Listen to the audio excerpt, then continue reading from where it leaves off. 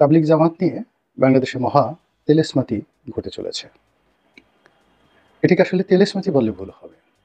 মহা কেলেঙ্কারি এবং আজীব তামসা এবং ভয়ঙ্কর নেপথ্যের ভয়ঙ্কর খেলাধুলা চলছে।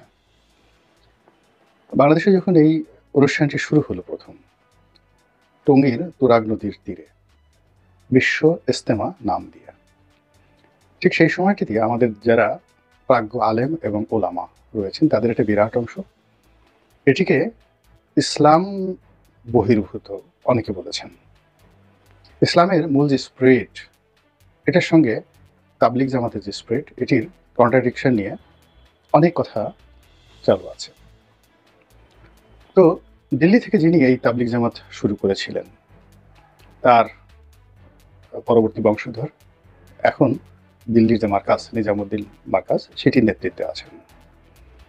আবার বাংলাদেশে জুবাইরপন্থী নামে যারা পরিচিত, তারা মূলত কওমি লাইনের আলেম ওলামা হিসেবে স্বীকৃত।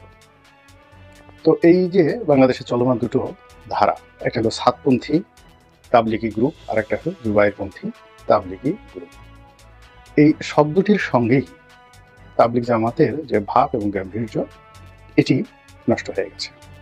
২ নম্বর হলো যে বেশ কয়েক বছর ধরে, অন্তত সেই আওয়ামী লীগ জমানা থেকেই এরা মারামারি করছে।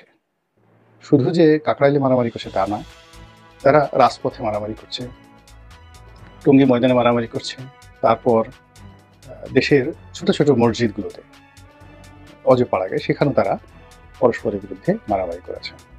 এবং এ যাবৎকালে কতজন যে খুন হয়েছেন, কতজন যে আহত হয়েছে, তার কোনো হিসেব আসলে আমাদের কারোই জানা নেই। এই আজকে যে ভিডিওটি করছি, আজকের দিনের ঘটনা, বুধবার দিন।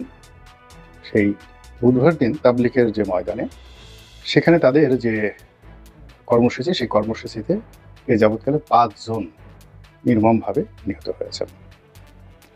তো এটি নিয়ে ডক্টর মোহাম্মদ ইউনূসের সরকার বৈঠক করেছে উভয় পক্ষের সঙ্গে। সাতপন্থী হিসেবে যারা পরিচিত, তারা এই ইজতেমা ময়দান ত্যাগ করেছে বা করার পথে, আর অন্যদিকে বাংলাদেশে যারা আছে জুবাইরপন্থী, এই জুবাইরপন্থী যারা আছেন তারা এখনও এটা ত্যাগ করার ব্যাপারে সিদ্ধান্ত নিতে পারেননি। তো এগুলো নিয়ে আলাপ হচ্ছে, আলোচনা হচ্ছে, কথা হচ্ছে এবং খুবই নেতিবাচক কথাবার্তা হচ্ছে। এর কারণটা হলো যে তাবলিগের এই পদ্ধতি, তারা এটাকে মনে করে যারা তাবলিগের অনুসারী, এটার মধ্যেই তাদের মুক্তি, এই কর্মের মধ্যেই তাদের প্রাপ্তি, এবং তাবলিগ জামাতের যে আনুষ্ঠানিকতা রয়েছে, এটা যদি পরিপূর্ণভাবে সহিভাবে তারা করতে পারে, তাহলে জান্নাত একেবারে শতভাগ নিশ্চিত। এখানে দুটো গ্রুপ রয়েছে। এক গ্রুপ শিক্ষক, যারা শিক্ষা দেয়, তারাই নেতা, শিক্ষক এবং নেতা। আর অন্য গ্রুপ অনুসারী, শুধু শুনতে আসে এবং তারা তাদের যারা মুরব্বী রয়েছেন, সেই মুরব্বী যে সকল কথা বলেন, এভাবে নামাজ পড়বেন, এভাবে কোরআন শরীফ পড়বেন, এভাবে ইবাদত করেন, এভাবে বন্দেগী করবেন। তো এই জিনিসগুলো নিজেদের পকেটের পয়সা খরচ করে তারা করে আসছে দীর্ঘদিন ধরে, এবং এখন তাদের অনুসারীর সংখ্যা দুটো মিলে, অর্থাৎ সাতপন্থী এবং জুবাইরপন্থী, কম করে হলে ১ কোটি। এবং বাংলাদেশের কোনো রাজনৈতিক দল, তারপরে বা কোনো ধর্মীয় সংগঠনের এরকম ডেডিকেটেড, যারা বাক্স নিয়ে, প্যাট্রা নিয়ে, মাথায় সেই তাদের যে খাবার দাবার, চাল ডাল আটা ময়দা, এগুলো চাপিয়ে এক স্থান থেকে অন্য স্থানে মুরব্বীদের কথা মতো মুভ করে, এরকম ১ কোটি লোক তাবলিগের আছে, যেটা অন্য কারো নেই। এখন এই ১ কোটি লোক ২ ভাগ হয়ে গিয়েছে। কেউ হয়তো বলতে পারে আমাদের ৬০ লাখ, ওদের ৪০ লাখ, কেউ বলতে পারে না আমাদের ৪০ লাখ, ওদের ৬০ লাখ। কিন্তু মোরালেস আপনি ২ ভাগই করেন না কেন?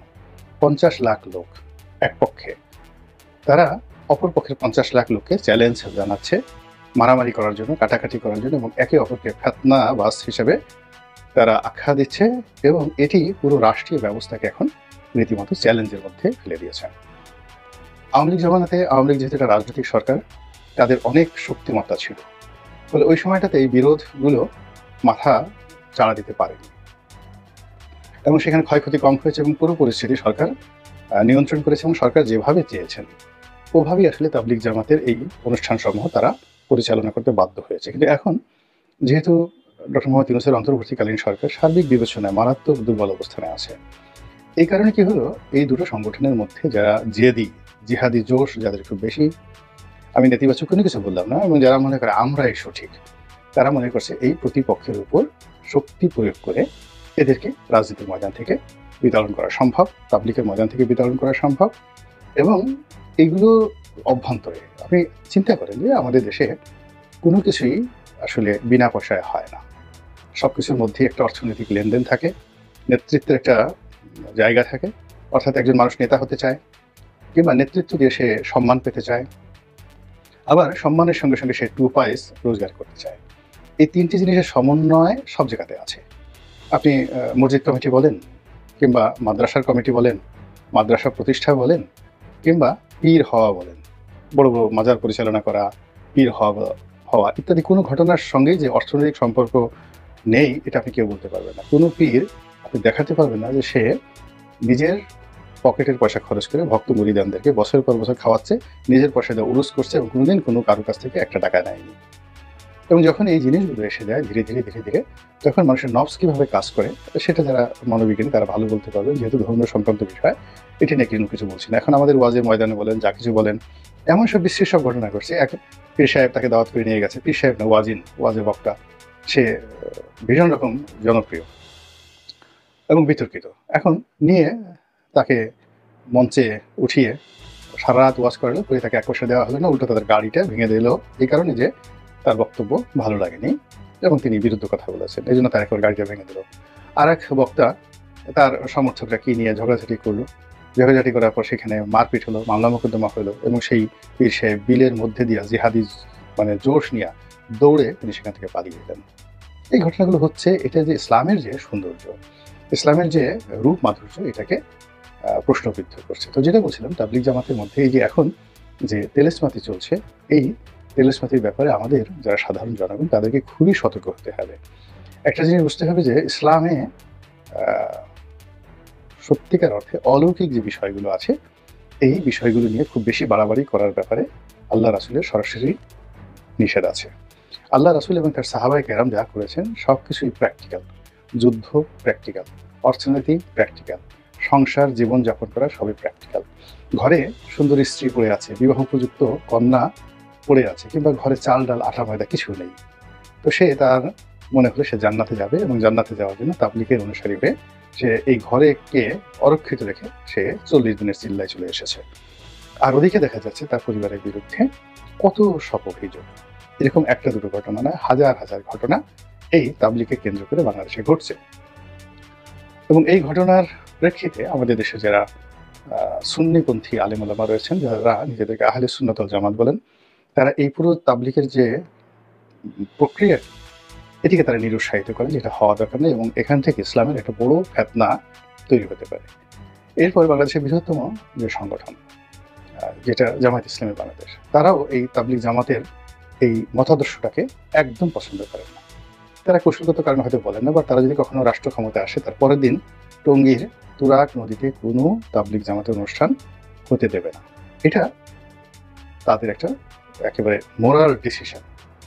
তো এটা নিয়ে দেখা যাচ্ছে যে বাংলাদেশের মধ্যে অনেক ভিন্ন মত আছে এবং সেই ভিন্ন মতের পেছনে ইসলামের অনেক গুরুত্বপূর্ণ ইতিহাস আছে। ইসলামে দেখা গেল যে একটা ব্যাড কালচার, অপসংস্কৃতি, যেটিকে অনেকে ফিতনা বলেন, এটা শত শত বছর ধরে ধীরে ধীরে বাড়তে থাকে এবং বাড়তে বাড়তে এমন একটা পর্যায়ে এসে যায় তখন সেটাকে নির্মূল করা ছাড়া কোনো উপায় থাকে না।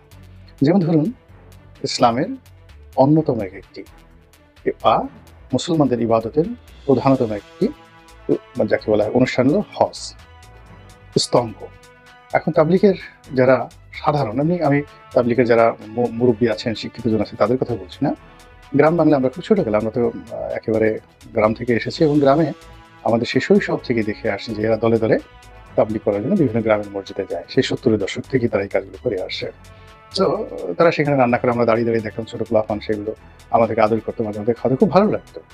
তো তাদের বক্তব্যের যে সাধারণ যে আবেদন, সেটা হলো এই তুরাগের ময়দানে যদি আসে তাহলে আর হজ করার দরকার হয় না, এখানে হজের সওয়াব পাওয়া যায়। এখন এটা আমি কিন্তু আগেই বলেছি যে কোনো সিনিয়র কেউ বলেনি, দায়িত্বপূর্ণ কেউ বলেনি, কিন্তু গ্রাম বাংলায় আমি সেই 70-এর দশকে এই ধরনের কথা অহরহ শুনেছি। তো মানুষ চিন্তা করে যে ঠিক আছে, হজে যেতে পারবো না, এখানে একটু যাই। এরপরে মানুষের মধ্যে কাজ না করার একটা প্রবৃত্তি, পরিশ্রম না করার একটা প্রবৃত্তি। সারাদিন জিকির করেন, আজকার করেন, মসজিদে বসে থাকেন। মসজিদে বসে আপনি বায়ু ত্যাগ করেন। এরপর আপনার স্বপ্নদোষ হোক, মসজিদে আপনি ঘুমিয়ে আছেন, এটা তো আপনার হবেই। মসজিদের মধ্যে স্বপ্নদোষ হয়ে পুরো মসজিদের কার্পেট-টার্পেট আপনি নষ্ট করে ফেলবেন। তো এই জিনিসগুলো নিয়ে না অনেক বিতর্ক আছে, অনেক বিতর্ক আছে। আবার অনেক যাদের এই যাকে বলা হয় আয়ুষ্কাম করার যে সমস্ত বদ খাসলত রয়েছে, তো তারা এই মসজিদে বসে দেখা যাচ্ছে যে এমন সব আপত্তিকর বিষয়গুলো শোনা যায় যেগুলো মুখে বলা যায় না। তো মসজিদটা আসলে শুধুমাত্র ইবাদতের জন্য, এখানে বসবাসের জন্য নয়, খাবার-দাবারের জন্য নয়। তো এগুলো নিয়ে অনেক বিতর্ক আছে, ফিতনা আছে, ফ্যাসাদ আছে। তারপরও এই সংগঠনটি চলছিল। চলছিল বিকজ মানুষ সেনসিটিভ হওয়ার কারণে তো এটা নিয়ে বিরোধিতা ওইভাবে সাহস করেনি। কিন্তু এখন যে পর্যায়ে চলে আসছে, তারা নিজেরা এরকমভাবে মারামারি করছে, যেখানে আমরা পুরো দেশ জাতি এতে তারা জিম্মি হয়ে পড়েছি। আল্লাহ আমাদের সবাইকে হেদায়েত দান করুন আর হেফাজত করুন। আসসালামু আলাইকুম ওয়া রাহমাতুল্লাহি ওয়া বারাকাতুহু।